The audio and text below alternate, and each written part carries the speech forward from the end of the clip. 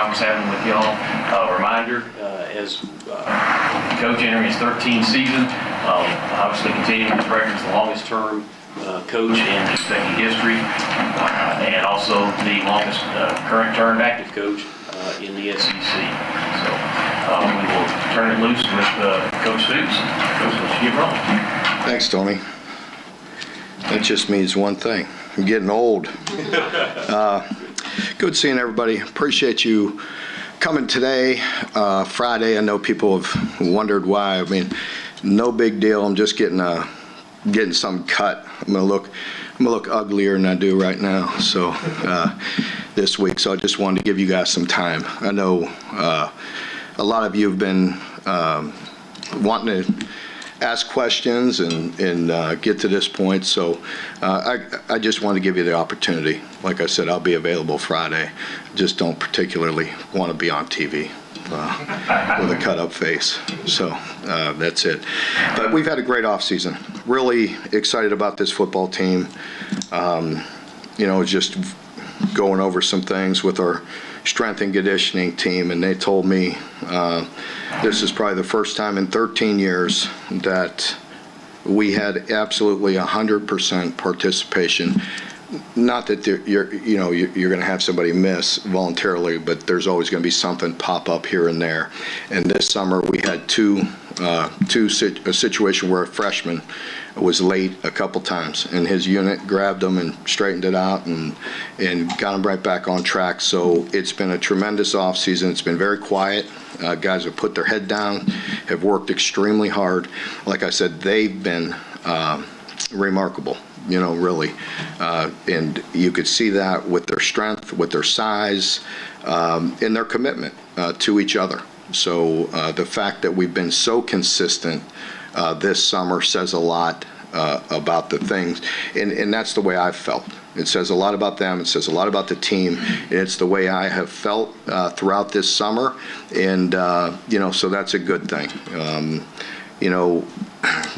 Obviously, as I've mentioned throughout the offseason, it's fair to say, after coming off a season where we were not very pleased, failed to meet our expectations, our own expectations, and didn't play at the level that we wanted to, that we got to have a heightened sense of awareness, and we got to be just have a greater sense of urgency. Take a good hard look at all the systems and processes and things that we have in place, and make sure we're doing things right. And again, just attack those with urgency. We didn't want to just move past it. We had to look at everything, turn over every stone, and make sure that we were doing things to the best of our ability. I feel like we've done that. I love the addition. I've also talked about, the turnover in roster. After you're coming off a season like that, I feel like it was needed in certain places. And that's a good thing. We needed to continue to develop the young players in our program, and obviously we needed to attack the portal like most people. Obviously that's a higher number than we've ever had here, but again, I felt like it was necessary. I feel very good about those changes. I've also said, and it's true, where the continuity of our staff is super important. The first time I've sat here for, 5 years, where I had the same offensive coordinator, 2 years in a row. So that continuity was important. Obviously, continuing to build defensively with Brad White and the rest of the staff, super important. And Jay Boulware, what he's done on the special teams has been very, very good, very solid. I feel very good about what's going on in all three phases. And so very excited about the staff. We have a few new position coaches that have been wonderful additions. And, so overall I feel very, very good. We're very excited, and it's time to go. I feel the off season was a success as far as we needed to get bigger, get stronger, and again, be more dialed in, if you will, and make sure that things were in order. When I talk about those things, I'm talking about schemes, I'm talking about the way we teach, the way we lead, the way we connect with players. We've done a very good job. We've been very committed, to re-emphasizing those things that are super important to us, and that's spending time with our players. With the leniency in being able to work with players through the summer, that's been great for us. We've been able to spend more time with them. We feel like we're further along. I'd say most people are, because you have the autonomy to work with your players through the summer. But we've done that consistently through the summer, where we actually been on the grass with them 2 days a week. And so that has been time well spent, and feel much better about things as we hit day one. So, again, just, I want to reiterate that, we're certainly not putting our head in the sand about last year, but we're also moving forward. And it's 100% attention to this year. There's been years when I sat in here in the first press conference of the year after coming off some historic seasons around here, and I didn't talk about last year. You know what I mean? I didn't talk about the previous year, because you guys would sit there and say, what, you know what I mean? You're dwelling in the past. So I gave you plenty of opportunity, and I still will today, to address problems that we had, and I'm not avoiding them, but we are super excited about what's going on right now and how we move forward and what we're doing this year. And I mentioned the commitment, I mentioned the strength and conditioning, the schemes, as far as working with the players all summer. I like this football team a lot. And I think also I mentioned to you, other people have asked why things have been quiet. Again, I've asked Susan and Tony to look at it. I've done no less media appearances this summer than I ever have in the past. I'm always available, not going anywhere. I think, it starts up with my Coaches for the Kids event this past Saturday. We raised a bunch of money again, 650 men there supporting the Children's Hospital. But I told them, the same thing, and I've told you before. I think everybody in this state can appreciate it if we just put our head down, go to work, and get this football team better. And I could promise you that's what our players are doing, that's what our staff is doing, that's what I'm doing. And I'm here to have this preseason media conference. I'll take all the questions you want. And then I got to get my face cut open tomorrow, and then and I get that face cut, and I'll still be around Friday, but I'll probably have sunglasses on. So I didn't think it would be appropriate to have a media conference with my sunglasses on. I'm not Dion. So he's the only one that could do that. So yeah. At media, they used the word grateful several times to talk about how you felt. In an offseason where you have gotten a fair amount of heat coming off the year that you said wasn't up to you, how was that relationship kind of evolved? How did you get to that point? Wow, I think, there's this past 2 or 3 years have been different, as you know. Everybody has talked about that. Every coach that coaches college sports, it's different. Everybody, we all have our own obstacles, and it is what it is. And I think I just got to a point where I have to embrace that situation. And I really believe we're coming out on the other side of that as a whole. And I think that's exciting. I think we went through some real difficult times. And, for myself, it's like I can't dwell on that. We had a rough year that I wasn't very proud of, and I've just taken the approach like, let's just embrace this challenge that we have and build this football team. Because as you build, you've heard me talk for years about building a program, building the culture, building a program. That is still true, but it's also very true that you have to just build a team. Like year to year, you have to build a team. And that's where we're at. Mark, is the Kentucky football revenue share percentage, is it where it needs to be competitive in the Southeastern Conference? It is. it excites me because I feel like for the first time, I just feel like we're going to be in a position to hopefully be on equal playing ground with everybody. And that hasn't always happened, and I'm not throwing any shade anywhere. It's true, right? I mean, I don't have to feel funny talking about money anymore, right? That's just part of it, right? Part of all college sports. And it's been a tough time. But I don't like talking about that because it feels like an excuse. It just is what it is, man. It's gone.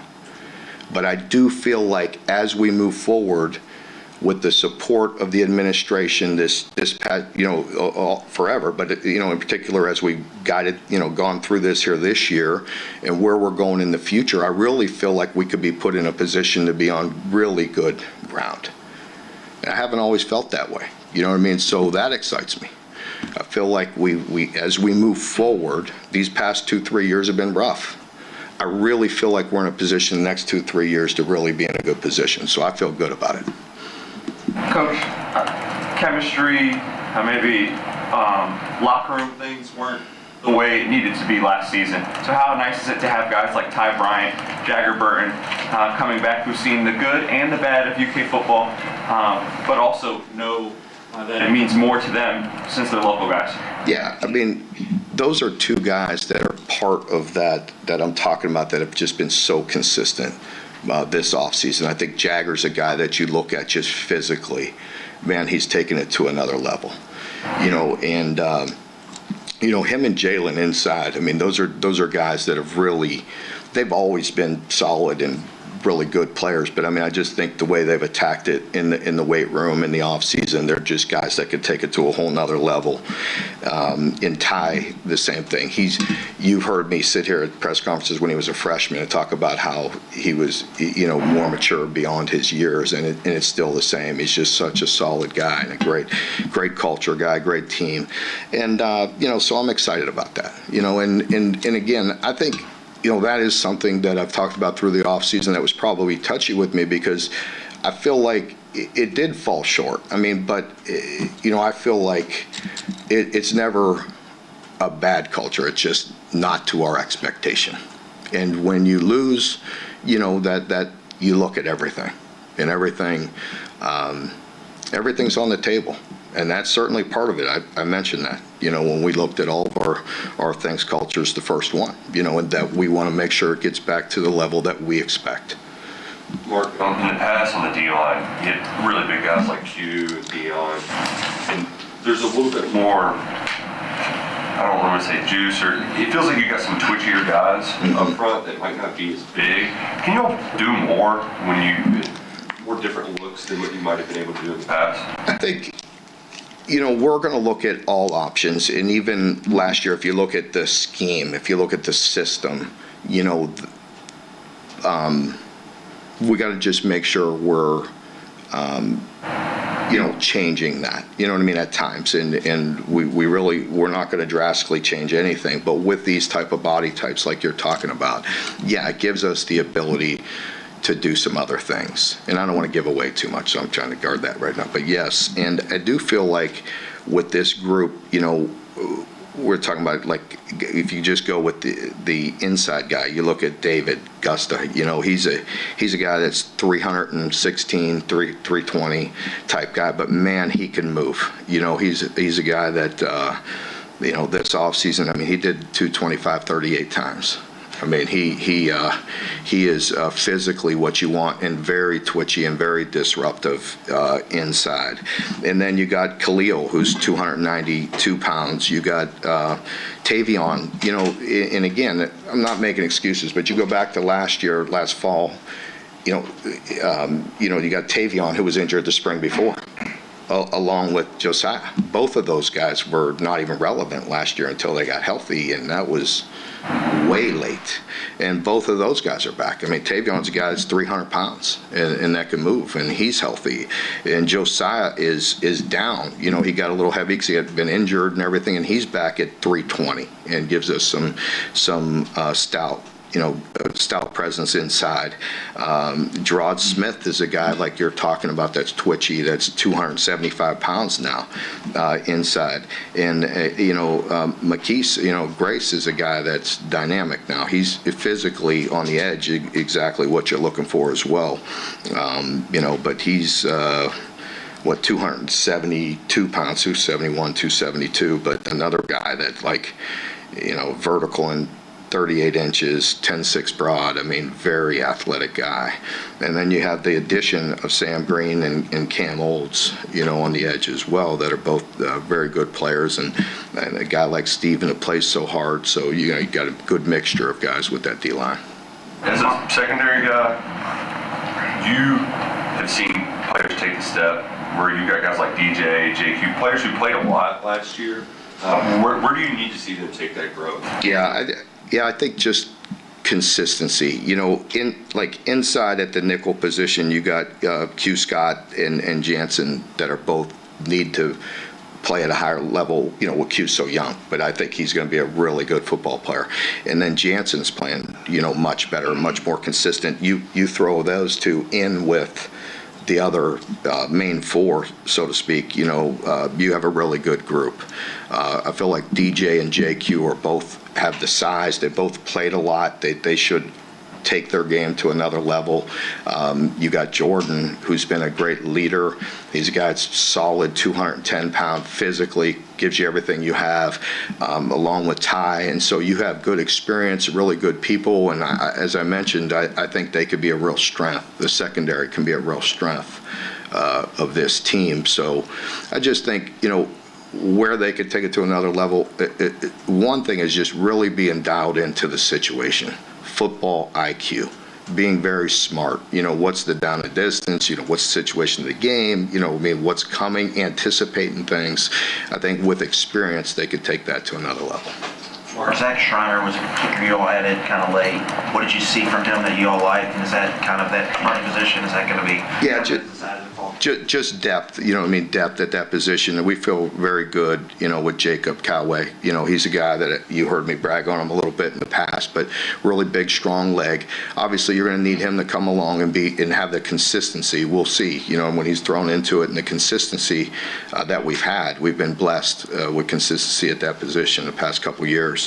So we know he has the talent, he has the leg, and so we'll see where he goes. And then Aiden LaRosse is really a guy that's, again, just continuing to improve and really has a strong leg and hitting it very good. Mark, when you take transfers from smaller schools, they might have shown it against one or two Power 4 schools in the year. What's the biggest challenge for those guys now that they're going to have to face an SEC schedule every week, making that adjustment?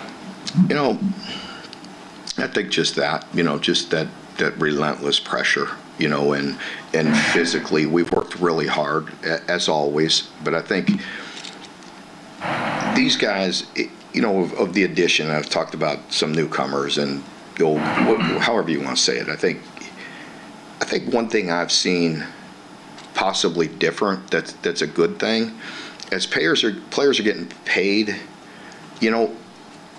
that business-like approach is a good thing.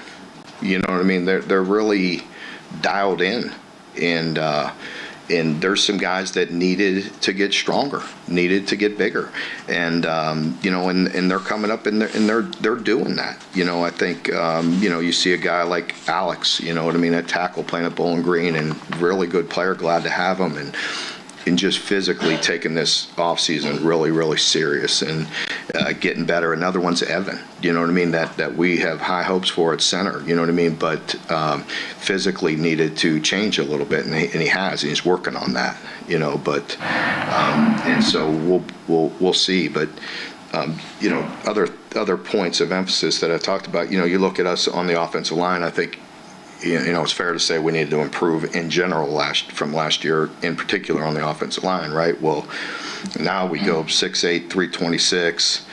Josh Braun's 348. Jagger's 323.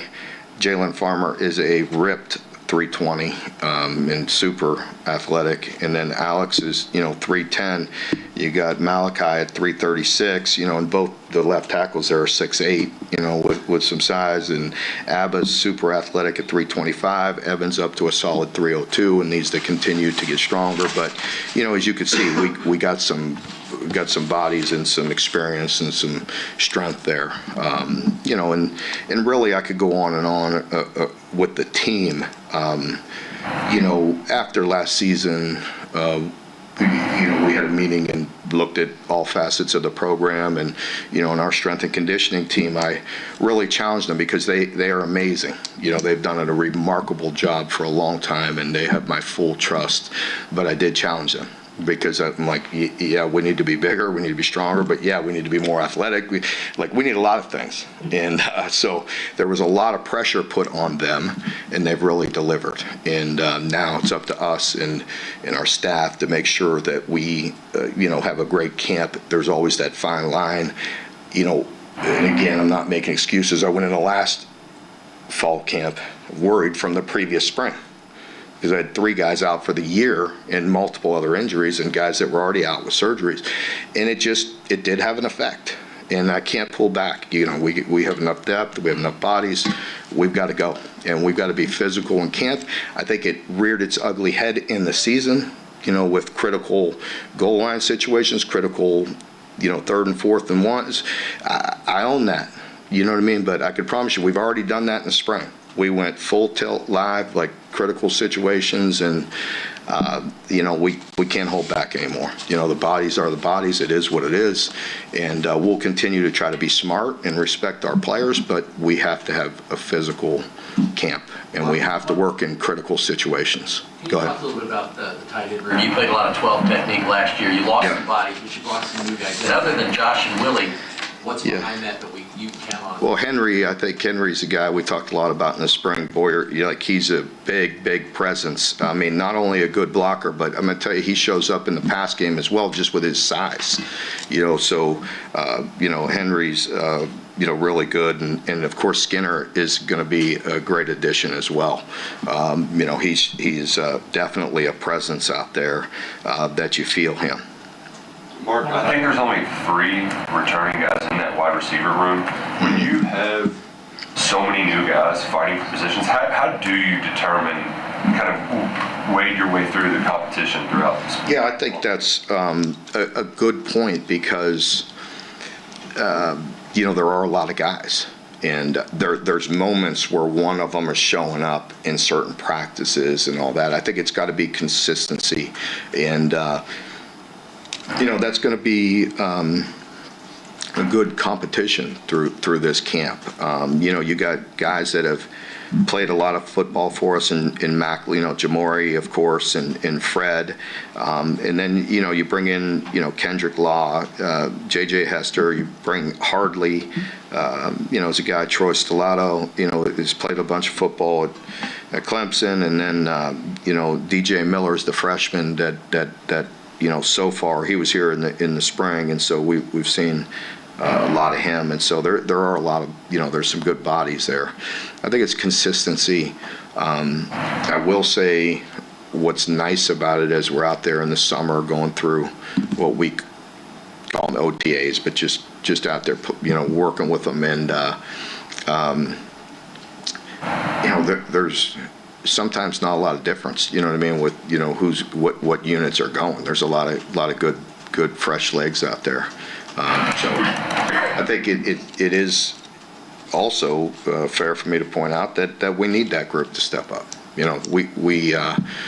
We need them to be consistent. We need them to step up. We need them to make difficult catches, and we need to be able to rely on them that they're going to make the plays when we need them to. At the end of spring, Brad had mentioned that he thought his biggest question mark was the edge guys. Mm-hmm. And you brought in some new guys to try to help with that. Can you kind of talk about that group? Yeah, I think, if you look at,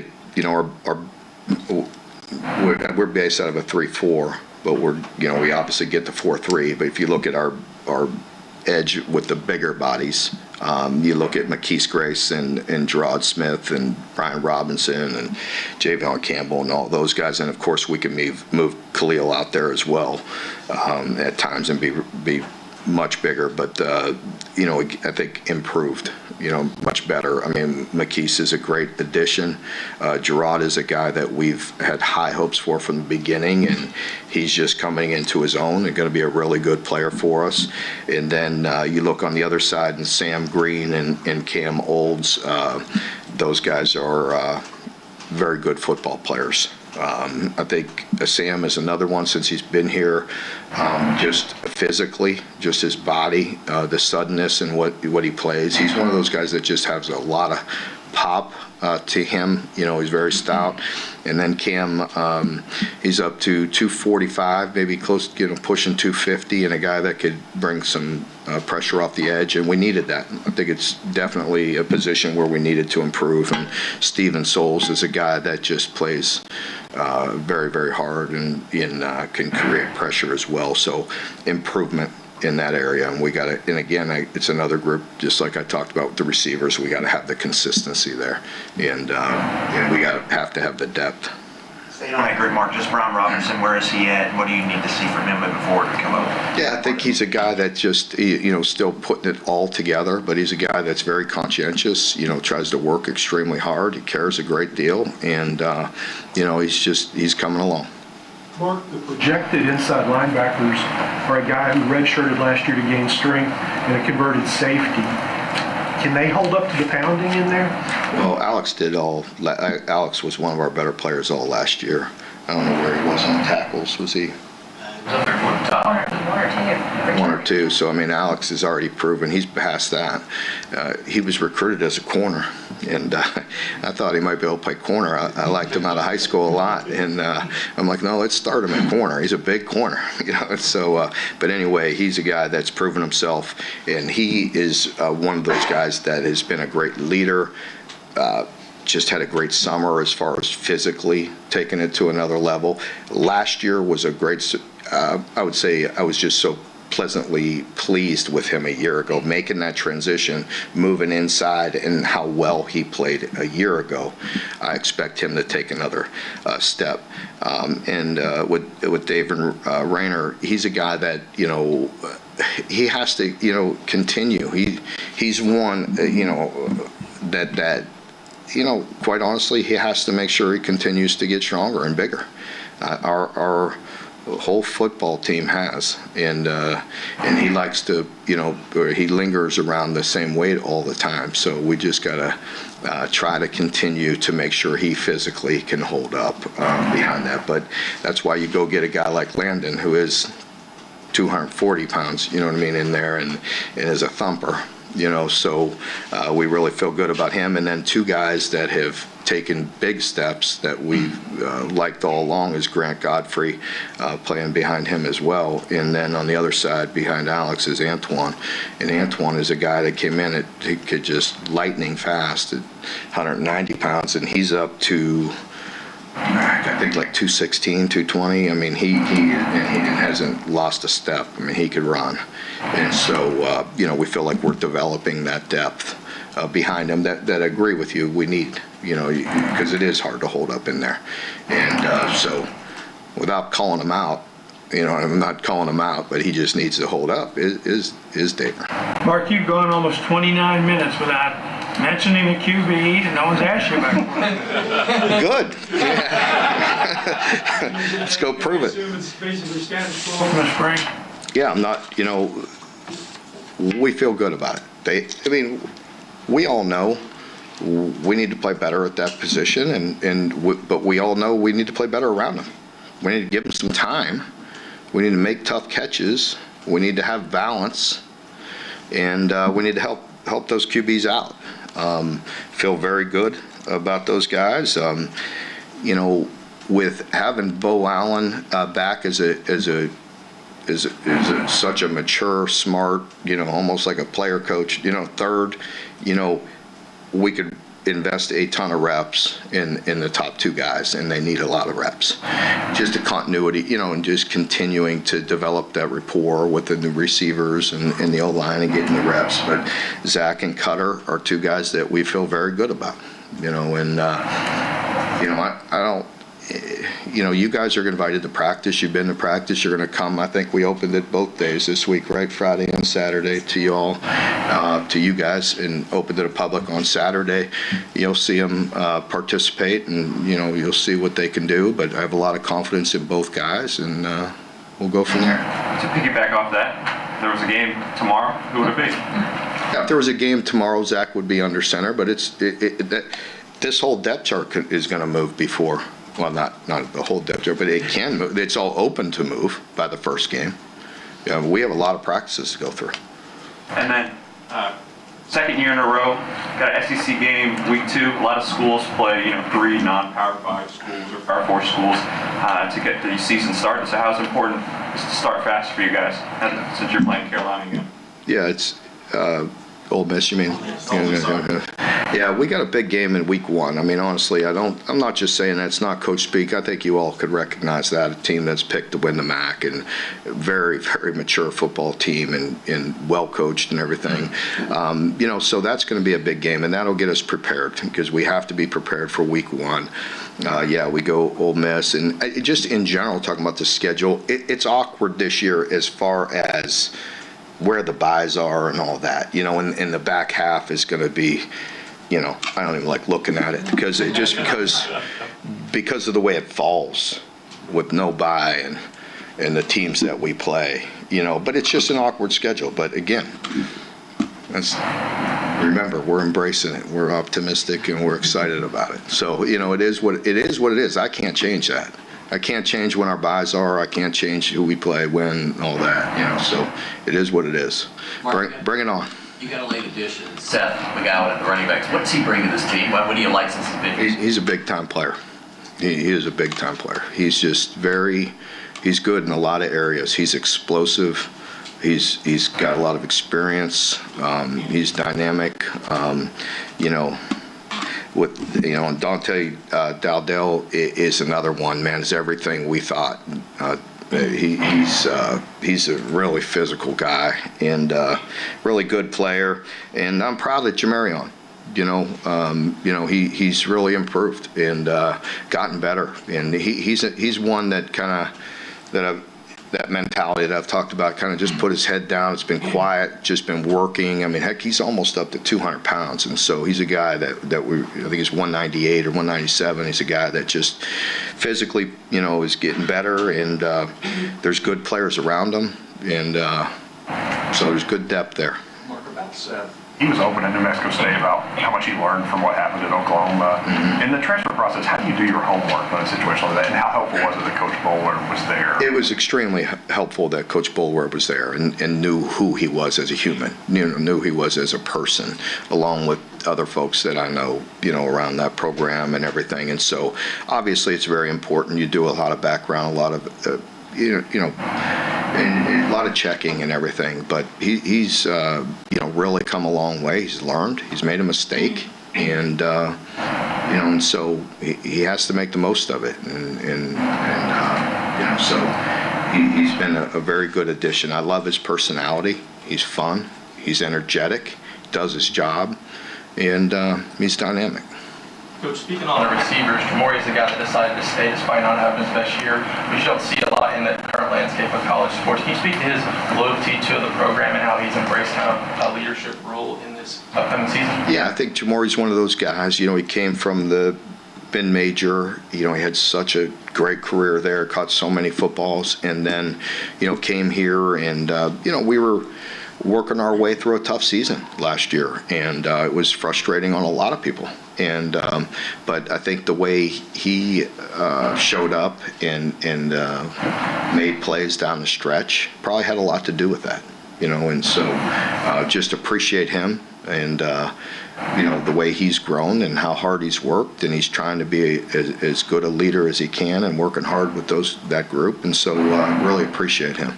Mark, after the governor's up here in November, you mentioned that this program isn't as far off as the day you walked in the door here.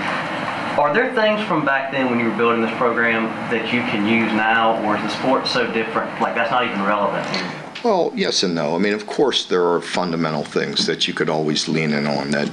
Heck, I could go back to Hayden Fry and playing at Iowa and being a graduate assistant with Hayden Fry, and some fundamental aspects that you will always hold on to.